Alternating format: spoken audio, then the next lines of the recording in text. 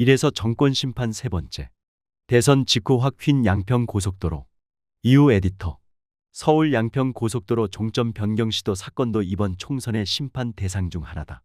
윤석열 대통령의 부인 김건희 여사 일가에 특혜를 주고자 했던 게 아니냐는 의혹이 짙기 때문이다. 특혜 의혹이 불거지면서 일단 제동이 걸렸지만 여당 승리 시 바뀐 노선으로 다시 밀어붙일 가능성도 작지 않다. 예비타당 성조사 통과 등 멀쩡하게 추진되던 서울 양평 고속도로를 2022년 3월 윤 대통령이 당선되고 50여 일 만에 용역업체들이 김 여사 일가 땅 인근 강상면으로 종점을 변경하는 대안을 추가하고 국토교통부가 이 대안을 전격 수용하면서 문제가 됐다. 그로부터 1년 후인 작년 5월 8일 국토부는 종점을 기존 양서면에서 강상면으로 바꾼 확정안을 담은 공문을 홈페이지 등에 슬며시 게시하는 꼼수를 부렸다. 정작 당사자인 양평군민도 배제된 채 깜깜이로 진행된 것이다. 야당과 시민단체, 일부 진보 매체의 끈질긴 문제 제기가 없었다면 그대로 착공까지 이어졌을 것이다. 7월부터 특혜 의혹이 본격적으로 확산되자 당시 원희룡 국토교통부 장관은 독단적으로 백지화를 선언해 사업은 현재 중단 상태이며 그로 인해 고위공직자범죄수사처에 고발됐다.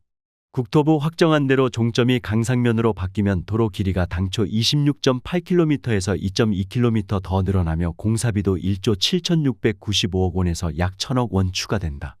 양서면 인기 관광지인 두물머리 일대의 교통난 해소란 원래 목적에서도 멀어진다.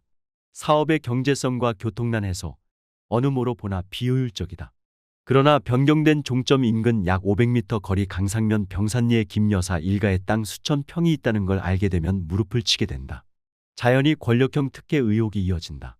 초점은 윤 대통령 처가를 중심으로 2022년 당시 김선교 국회 국토위원, 원희룡 국토장관, 전진선 양평군수가 일종의 카르텔을 형성해 직간접적 영향력을 행사했는지와 이 과정에서 윤 대통령과 김 여사의 의사가 반영됐는지다.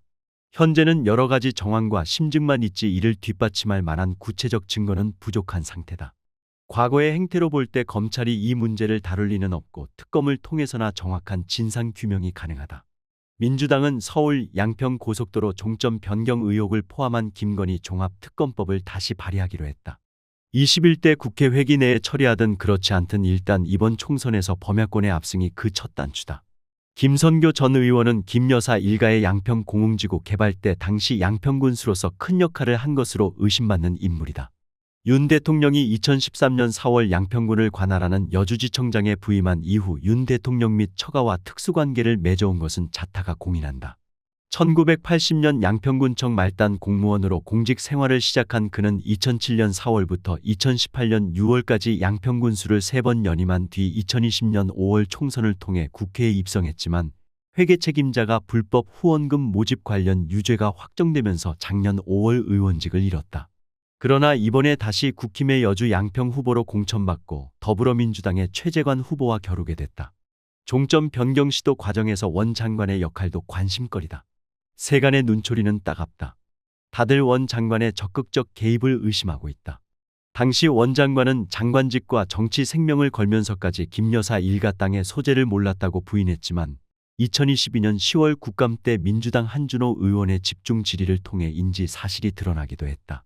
서울대 운동권 출신으로 보수 정당에 몸을 담고도 한때 비교적 합리적 정치인으로 여겨졌지만 윤 정권 출범 이후엔 비상식적 행동으로 빈축을 사고 있다. 이번 선거에서 원 전 장관은 인천 계양을 해서 민주당 이재명 대표와 대결한다. 제22대 총선을 정권 심판 선거로 규정짓고 전국을 종횡무진하는 이재명 대표가 지난 7일 제일 먼저 찾은 곳이 다름 아닌 양평군 강상면 병산리 김건희 여사 일가 땅 인근과 양평군청 앞 고속도로 종점 변경 반대 농성장이었다. 이 사건이 대표적인 권력형 특혜 의혹 사례인데다 인천 계양을 해서 맞붙는 원희룡 전 장관의 책임론을 한껏 부각할 수 있는 곳이어서다.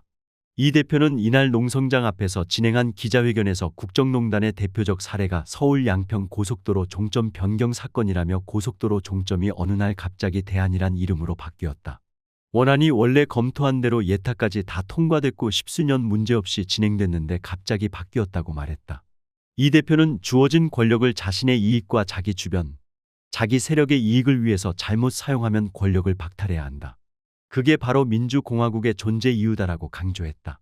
이어 김선교 전 의원이 공천받고 고속도로 종점 변경안에 대해서 책임이 없다고 할 수 없는 원희룡 전 장관도 공천받았다며 국민의힘은 이런 분들을 내세워서 국민에게 심판받겠다는 것인데 그게 과연 국민에 대한 도리인가라고 물었다.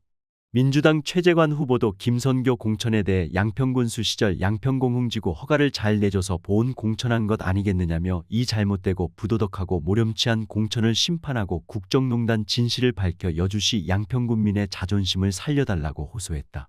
여론조사꽃이 지난 11일 발표한 경기 여주 양평 선거구의 정당 지지율을 보면 국민의힘이 민주당을 23.5%포인트 격차로 오차범위 바깥에서 앞서는 것으로 나타났다. 여주 양평은 경기도에서 보수세가 가장 강한 곳 중 하나로서 역대 총선과 지방선거에서 당선된 후보는 거의 대부분 국힘 계열의 보수 정당 소속이었다. 이런 탓에 김선교 같은 인물이 김건희 여사 일가와 관련한 여러 비리 의심을 받으면서도 양평군수 사면임에 이어 국회의원이 되고 의원직 상실 후 또 공천받는 일들이 버젓이 벌어지는 것이다. 무슨 비리를 저질러도 유권자가 심판하지 않으면 그 사회는 가망이 없다.